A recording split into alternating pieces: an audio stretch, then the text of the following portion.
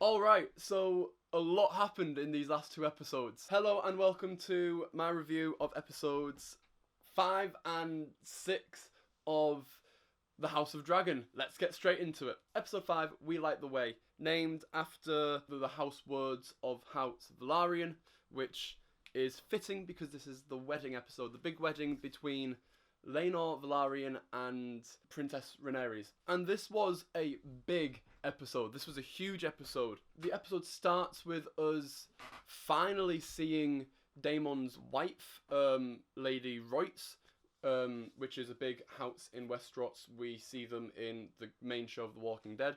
The Walking Dead. We see them in the main show. They are a fairly prominent house from the Vale, but Daemon wastes no time in dispatching his wife in a brutal fashion, and we see another really good scene where Daemon is just a weak man. He is a weak.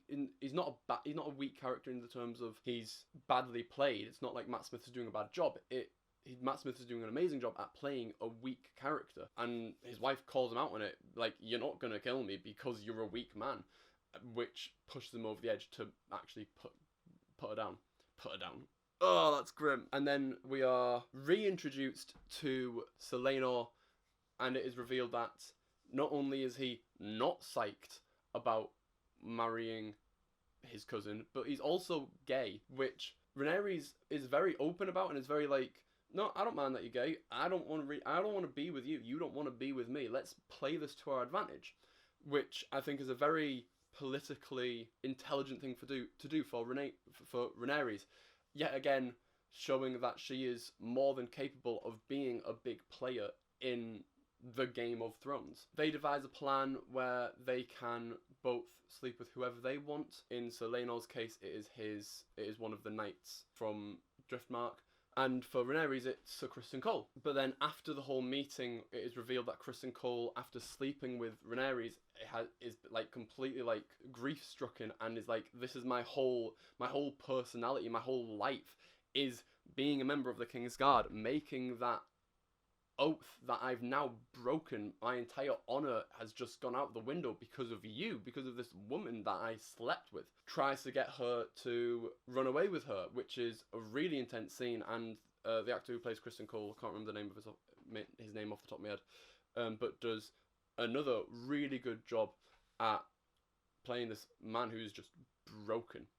Which leads into the wedding, which is this huge event that Viserys puts on for his daughter, and Alicent Hightower, the Queen, is absent, and it's like, is she just not going to turn up? But then she does turn up, and it's this huge thing where it's like everyone just goes silent, and it's a really cool moment, and everyone's just like, and this is like just one more step which is going to drive these two apart further down into the next episode that we'll be talking about. But then of course the episode ends in a very somber note, not only with Sir Laenor's boyfriend, his lover, being brutally beaten to death by Sir Criston Cole because they both know about the secrets that's going on, but also the king collapsing in the middle of like the actual ceremony part. And this episode really is the divisive part between Sir Criston and Princess Rhaenyra, where they were once building a relationship together, and it is just crumbled in this one episode. Their relationship has just been completely destroyed by, in one scene really. It was that scene that I was talking about earlier, where Rhaenyra chose her crown and her duty over Criston Cole. And Criston just swapped sides over to Alicent's team, for lack of a better phrase, and is now not so much with Alicent, but is just dead set against Rhaenyra because he feels tricked. He feels like he was seduced into a moment of weakness and is now needing to live with that. But let's move on to the next episode. Episode 6, The Princess and the Queen, or as I like to call it, the time jump episode. Yes, each episode there's been like a couple of years or a couple of months between each one, but now it's the big one where it's been at least 10 years, probably more. Prince Aegon is now almost a fully grown man. He's old enough that the showrunners feel comfortable showing him masturbating.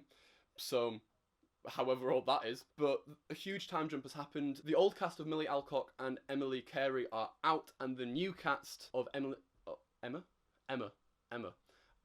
Darcy and Olivia Cook are in for the roles of Rhaenyra and Alicent, as well as a couple other actors who have changed, like the actor for Laena Velaryon and Laenor Velaryon have both changed. Obviously, the actor for Aegon has changed, but that is beside the point. They're all doing an amazing job. Huge time jump has happened. The episode starts with Rhaenyra's giving birth, and I was like, oh, okay, this is her first child. I know she has a couple of children, but this is her first child. No, this is her third child. She is done with making babies now. And when I first saw it, I was thinking, oh, okay, so this is her first child with Laenor. They must have figured out a way for that to happen just for their duties. But no, it was revealed that Sir Harwin Strong, the oldest son of the Hand of the King, who was in the background just being a really stand-up dude, to be honest, was having relations with Rhaenyra. That name is not going into my head, honestly. I don't know what it is. But yeah, they've been having relations which has resulted in 3 children, all who look like a Strong and not a Targaryen, which is making the court as a whole very, very nervous about Rhaenyra's taking the throne. And this is another really good episode of political intrigue, and where Alicent Hightower is finally being like, oh, this is like a big political thing. Like, she is starting to really freak out at Aegon for being a bit of a dick, going like, you will be king one of these days, and I know you don't want to be. I know you grew up thinking that you won't be because your aunt is going to be inheriting the throne, but when she does, war's going to break out, and she's going to want him to die, and Aegon's just like, but I just won't be a competition for her. And she's like, but you are. You breathing, you being here alive is competition for Rhaenyra. Olivia Cook as Alicent Hightower is doing an amazing job, is stellar in the role. Viserys is getting old, he's getting frail, and Paddy Considine does a brilliant job at that. The only thing that I would say kind of drags this episode a little bit is the relationship between Laena Velaryon and Daemon Targaryen, Matt Smith's character. And this isn't bad on either of the actors. Matt Smith obviously is continuing to do a good job, and the actor who plays the older Laena Targaryen, now Targaryen because she's married to him, is also doing an amazing job as well. It's just because of these huge time jumps, we don't get a chance to see the relationships grow, and particularly with Laena, we in the first couple of episodes we see her as a young child, then we see her as a teenager, or like a young adult in the wedding episode, and then now she's a fully grown adult, and we don't get much chance to bond with her as a character and see the relationship between her and Daemon grow. And I feel like that's the main issue with having such big time jumps and trying to span such a big story in a single season. What I really think they should have done multiple seasons of just the Dance of the Dragons instead of trying to cram it all into 10 episodes, because now as a result of this we're not getting as much time with some characters. Yeah, the likes of Alicent Hightower, Rhaenyra, and to a lesser extent Daemon, we are really invested in them. However, the other side characters in the likes of Game of Thrones would have been fully fleshed out, and we would have really had a good idea of who they are as characters. In this show, are just side characters and nothing else. And I feel like the moment where Laena dies and decides to kill herself isn't as impactful as it could have been if we had a full season to get to know her, or multiple seasons to get to know her. But I don't work professionally as a screenwriter, so I don't have the pressures of studio interference, and they had to do it in a season. They were only given one season, so I understand why they were doing it. It's just a shame to see what we could have gotten looking back at Game of Thrones, and what we have gotten with some of the side characters that we've got so far. But that is the only bad thing that I can say about these 2 episodes, is the relationship between Laena and Daemon, and Laena's full arc as a whole now completed, it really isn't as powerful as it could have been to an audience perspective. I was going to end the episode there, but a huge thing has just happened. Lares Strong, the younger brother of Rhaenyra's baby daddy, is having some form of relationship with Alicent. I don't know if it's a romantic relationship or if they're just like business partners together or something like that.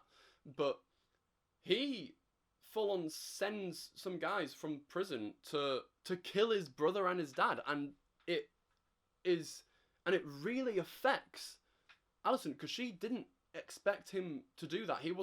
That wasn't her original plan, or at least that's what she's trying to convince herself. That's not what she wanted, and it's really now starting to affect Alicent, and she's now starting to realize the position that she's in, and how screwed she is if this doesn't go in her favour. It's either it goes perfectly fine and nothing bad happens, or all hell's gonna break loose.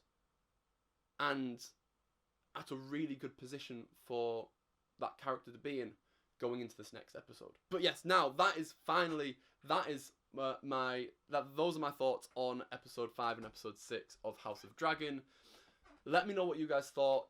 Comment down below, and yeah, I will see you guys in the next one. The season's going in a really interesting direction. Yeah, I will see you guys later. Bye.